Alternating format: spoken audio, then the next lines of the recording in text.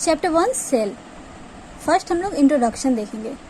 A cell is the structure and functional unit of life. एक cell जो है structure और फंक्शनल यूनिट ऑफ लाइफ है।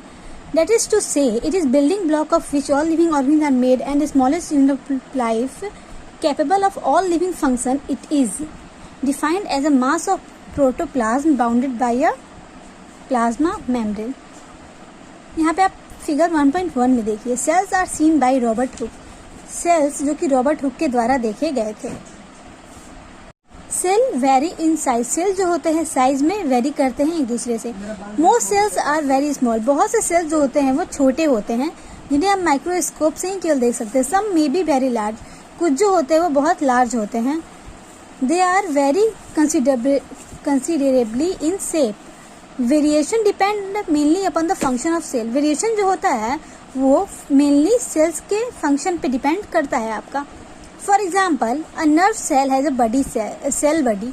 जो नर्व सेल है उसके पास एक सेल बडी है जो कि लॉन्ग सेल प्रोसेस है।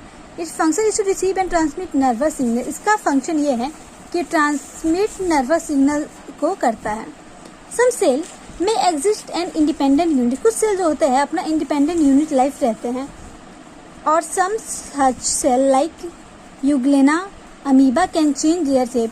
और कुछ सेल्स जो होते हैं अपना शेप को चेंज कर सकते हैं लाइक यूग्लेना अमीबा। और कुछ के पास उनका फिक्स शेप होता है। The number of cell vary from organism to organism. जो नंबर होता है सेल्स का एक ऑर्गेनिज्म से दूसरे ऑर्गेनिज्म में डिफर करता है। And amoeba is a single cell. Amoeba जो है एक सिंगल सेल्ड ऑर्गेनिज्म है। While a human body weighing about 60 kg में हैव मैनी 60 × 10⁻15 सेल्स। और ह्यूमन बॉडी को देख ले तो अगर वो 60 किलो का वजन है तो उनका 60 × 10⁻15 सेल्स होंगे उसमें। इन यूनिसेल्युलर ऑर्गेनिज्म जैसे कि अमीबा, पैरामेसियम, ये सब में बेसिक फंक्शन होते हैं। और multicellular organism have well developed division of labour, so there different function performed by their organ. An English scientist, एक इंग्लिश साइंटिस्ट है रॉबर्ट हुक, डिस्कवर किए थे सेल को 1665 में। While examining this section of cork का section जब examine कर रहे थे वो, तब उन्होंने सेल का आविष्कार डिस्कवर किया था रॉबर्ट हुक ने 1665 में। He observe a mass of empty hexagon chamber. उन्होंने एम्प्टी हेक्सागोन चैम्बर्स को ऑब्जर्व किया था। Between 1838-39 Schleiden a German botanist and Squan, a German zoologist, proved that the plant and animal are cellular in character and founded the cell theory. 1838 और 39 के बीच में स्लेडियन German botanist और बहुत से geologist ने प्रूव किया है कि सेल थ्योरी क्या है। They postulate that the cell is basic unit of life. वो लोग ने पोस्टुलेट किया कि सेल जो है एक बेसिक यूनिट ऑफ लाइफ है। No cell can originate spontaneously.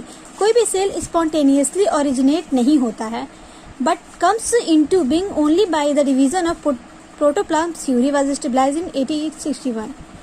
According to this theory the cell और unit of plant and animal are tiny masses of protoplasm. इसके थ्योरी के अनुसार जो एनिमल्स है या कोई भी प्लांट्स है उनके बहुत छोटे छोटे मासेज होते हैं प्रोटोप्लाज्म के, इच कंटेनिंग अ न्यूक्लियस, जिनका हर में हमें न्यूक्लियस फाइंड होता है। In 1884 Strasburger concluded that the nucleus is related to inheritance of character. After the discovery of different technique, बहुत से डिफरेंट टेक्निक के ऑब्जर्व होने के बाद और इलेक्ट्रॉन माइक्रोस्कोप और knowledge about the cell organism है डेवलप्ड ट्रिमेंडियसली। इसके बाद जो सेल का है बहुत से ऑर्गेनिज्म हम लोग डेवलप्ड किए।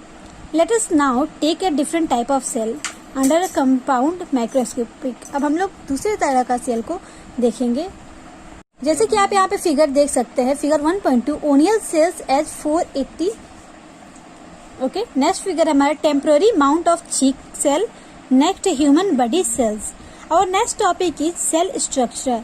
सेल स्ट्रक्चर है क्या? The majority of cell range between 3 and 30 micron. जो मेजोरिटी है सेल रेंज का वो 3 to 30 माइक्रोन का है। जैसे कि हम लोग यहाँ पे देख सकते हैं, फिगर दिया हुआ है वेरियस टाइप्स ऑफ सेल्स। यहाँ ये फिर आपका यहाँ पे नर्व सेल है, डाइटम, बोन सेल और भी बहुत तरह के सेल्स के यहाँ पे फिगर्स दिए हुए हैं।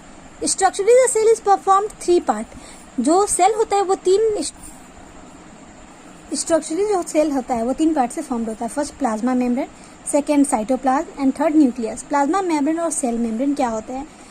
Each cell is bounded by an extremely delicate, thin, elastic living cell membrane called the plasma membrane. जितने भी सेल है वो बाउंड होते हैं एक extremely delicate thin elastic living membrane से, उसे ही हम प्लाज्मा मेम्ब्रेन बोलते हैं. इसमें 1000 ऑफ मिलीनियर ऑफ थिकनिंग होता है. इसका फंक्शन है it give a definite shape to cell. ये जो होता है सेल को डेफिनेट शेप देते हैं. It provide protection to the internal content of the cell. Internal content cell को प्रोटेक्शन देते हैं. It regulate entry and exit of substance. कौन सा सबस्टांस एंट्री होगा एग्जिट होगा उसका देखते हैं. It can interlies solid and liquid material by infolding or extending around them. This is a process of active intake of material. Next is in animal cells it is involved in adhesion, decoagulation and in the formation of vesicles, cilia, flagella, microvilli etc. Next topic है हमारा cell wall. Cell wall क्या होता है? Plant cell have an additional protective wall. Plant cell जो होते हैं उनके पास एक एडिशनल प्रोटेक्टिव वॉल होता है. उसे ही हम प्लाज्मा मेम्ब्रेन जिसके ही हम बोलते हैं सेल वॉल. यहाँ पे हम लोग फिगर दे सकते हैं. फिगर 1.6 और टाइपिकल एनिमल सेल का दिया हुआ है और ये टाइपिकल प्लांट सेल के बारे में दिया है. इसका फंक्शन क्या है? अब it determine the shape of the plant cell. ये जो है प्लांट सेल का शेप डिटरमाइन करता है. नेक्स्ट है it prevent desiccation, drying up of cell. Cell को ड्राई होने से बचाता है. It protect the plasma membrane. ये प्लाज्मा मेम्ब्रेन को प्रोटेक्ट करता है internal structure of the cell को. It help in transport of various substances in and out of the cell. Substance जो भी इन होते हैं या आउट होते हैं उसमें हेल्प करता है. It does not allow too much of water to come in. और अगर ज़्यादा मात्रा में पानी आ रहे हैं तो ये इसको रोकता है, प्रिवेंट करता है. Our next topic is cytoplasm. All the component of the cell, including the cell membrane, is known as protoplasm. It is colorless, jelly, viscous, semi-fluid substance which can be distinguished into a certainly located nucleoplasm and the surrounding cytoplasm. जैसे कि हम लोग यहाँ पे देख सकते हैं figure में, फिगर ऑफ साइक्लोसिस यहाँ पे आपका दिया हुआ है. नेक्स्ट टॉपिक है हमारा cytoplasm. The protoplasm which surround the nucleus is called cytoplasm. जो प्रोटोप्लाज्म होते हैं न्यूक्लियस को सराउंड किए रहते हैं उन्हें ही हम साइटोप्लाज्म बोलते हैं. It is formed of protein. ये जो है प्रोटीन से बने होते हैं. Nucleic acid, carbohydrate, lipids and certain inorganic substance.